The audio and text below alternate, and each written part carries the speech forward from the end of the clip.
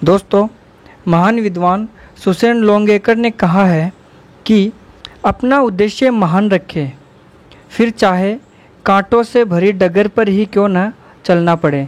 तो हेलो दोस्तों, मैं रवि कुमार आपका स्वागत करता हूं आपके अपने यूट्यूब चैनल स्टडी विद ज्ञानी टीचर में।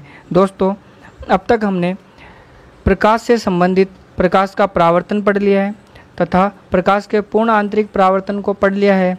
दोस्तों, आज की वीडियो में हम प्रकाश के अपवर्तन के बारे में पढ़ेंगे। तो चलिए दोस्तों, शुरू करते हैं आज की अपनी ये वीडियो।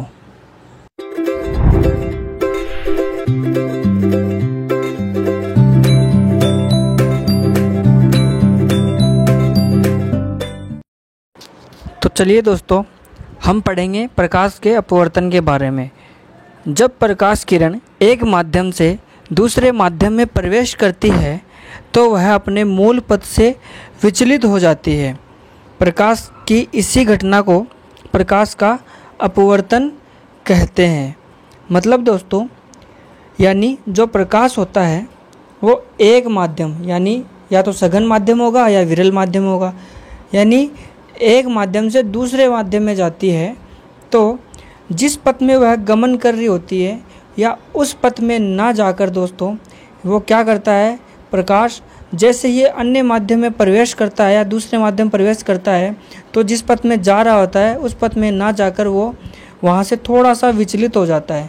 दोस्तों, प्रकाश की यह घटना प्रकाश का अपवर्तन कहलाती है। दोस्तों, इसकी दो स्थितियाँ होती हैं जो किस प्रकार हैं हम जानते हैं। स्थिति फर्स्ट है दोस्तों, जब प्रकाश किरण विरल माध्यम से सघन माध्यम में जाती है तो अपवर्तन के पश्चात अभिलंब की ओर झुक जाती है। यानी दोस्तों, ये देखिए दोस्तों, एक आपतित किरण आई यानी प्रकाश किरण आई जो आपतित हुई, ठीक है, और जहाँ पृथक्कारी पृष्ठ है दोस्तों इसे जाना चाहिए था देखो सीधा, और ये इसने क्या किया, ये जो अभिलंब है इसकी तरफ झुक गई दोस्तों। यानी क्या हुआ कि जब प्रकाश किरण विरल माध्यम दोस्तों है और जब प्रकाश किरण विरल माध्यम से जा रही है दोस्तों और सघन माध्यम में जा रही है, विरल से सघन माध्यम में जा रही है, तो क्या हो रहा है दोस्तों, अपवर्तन के पश्चात दोस्तों ये अभिलंब की ओर झुक रही है। स्थिति दोस्तों ये हो गई फर्स्ट।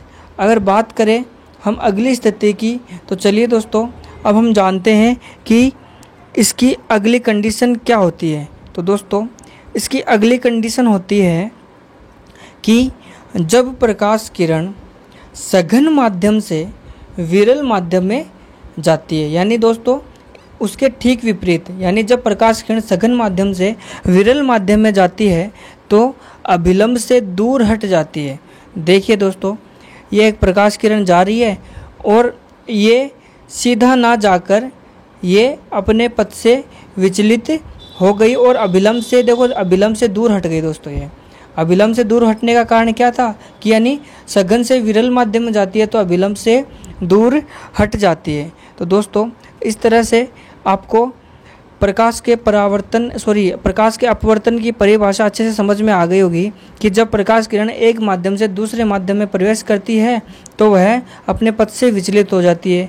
वह अभिलंब की ओर कब झुकती है, जब विरल से सघन माध्यम में जाती है, और अभिलंब से दूर कब हटती है, जब सघन से विरल माध्यम में जाती है। तो दोस्तों, आगे हम जानते हैं प्रकाश के अपवर्तन के कुछ नियम। दोस्तों, अगर बात करें पहले नियम की तो पहला नियम है आपतित किरण, अभिलंब और अपवर्तित किरण तीनों एक ही तल में स्थित होते हैं। अगर दोस्तों बात करें हम दूसरे नियम की तो दूसरा नियम है आपतन कोण I और अपवर्तन कोण R का मान समान नहीं होता। दोस्तों, हमारा पहला नियम है आपतित किरण, अभिलंब, अपवर्तित किरण तीनों एक ही तल में स्थित होते हैं। और दूसरा नियम है आपतन कोण I और अपवर्तन कोण का मान समान नहीं होता। तो दोस्तों, यह समान नहीं होता तो हम इसे लिख सकते हैं sine I is not equal to sine R। दोस्तों, अगर ये नहीं होगा तो sine I upon sine R is not equal to 1 होगा। तो दोस्तों, अगर 1 के बराबर नहीं होगा तो साइन I का मान sine I upon sine R का मान एक नियतांक के बराबर होगा और ये नियतांक म्यू होता है और इसे अपवर्तनांक कहते हैं। दोस्तों यही स्नेल का नियम है। स्नेल का नियम क्या है दोस्तों कि आपतन कोण की ज्या और अपवर्तन कोण की ज्या का अनुपात एक नियतांक होता है। यही स्नेल का नियम है। तो दोस्तों आपको समझ में आ गया होगा। आगे हम जानते हैं कि अपवर्तनांक क्या होता है। दोस्तों अपवर्तनांक म्यू बराबर होता है प्रकाश का निर्वात में वेग बट्टा प्रकाश का माध्यम में वेग। दोस्तों क्या होता है, अपवर्तनांक बराबर प्रकाश का निर्वात में वेग बट्टा प्रकाश का माध्यम में वेग। अगर दोस्तों बात करें हम आगे, तो निर्वात में जो प्रकाश का वेग है वो माध्यम में जो प्रकाश का वेग है उससे सदैव अधिक होता है, यानी निर्वात में वेग इज़ ग्रेटर देन माध्यम में वेग। तो दोस्तों इससे क्या होगा कि sine I upon sine R सदैव 1 से बड़े होंगे, यानी इसका मान सदैव 1 से बड़ा होगा। चलिए दोस्तों अब हम जानेंगे अपवर्तन के दैनिक जीवन में उपयोगों के बारे में। तो दोस्तों इसका पहला उपयोग है या उदाहरण है तारों का टिमटिमाना। दोस्तों इसका अगला उदाहरण है पानी में डूबी हुई छड़ का मुड़ा हुआ दिखाई देना।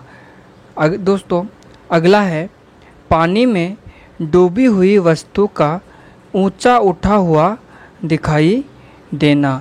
तो यानी दोस्तों अगर दोस्तों आपसे एक मेरा क्वेश्चन है कि अगर एक एस्किमो भाले से मछली का शिकार करना चाहता है तो वह मछली पर कहाँ निशाना साधे। दोस्तों ऑप्शन फर्स्ट है ठीक मछली की सीध में, ऑप्शन सेकंड है ठीक मछली से ऊपर, ऑप्शन थर्ड है मछली की आँख में, और ऑप्शन फोर्थ है ठीक मछली से कुछ नीचे। दोस्तों आप इसका आंसर कमेंट बॉक्स में दीजिए।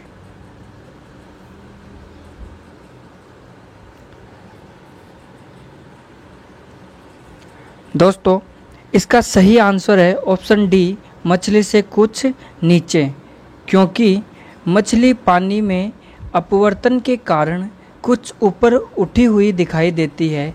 मतलब वो जहाँ हमें दिखाई देती है वहाँ नहीं होती, वहाँ वो उससे थोड़ा नीचे होती है। इस कारण एस्किमो अगर भाले से मछली का शिकार करना चाहता है तो दोस्तों उसे जहाँ मछली दिखाई दे रही है उससे उसे कुछ नीचे की तरफ वार करना होगा।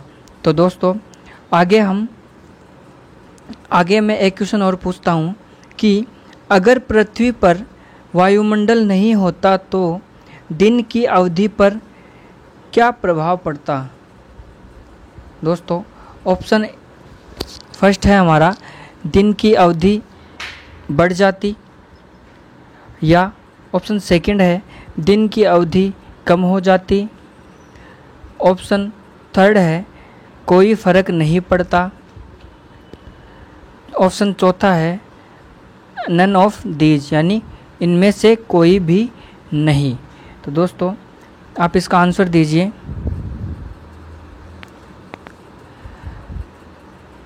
दोस्तों इसका सही आंसर है ऑप्शन बी दिन की अवधि कम हो जाती।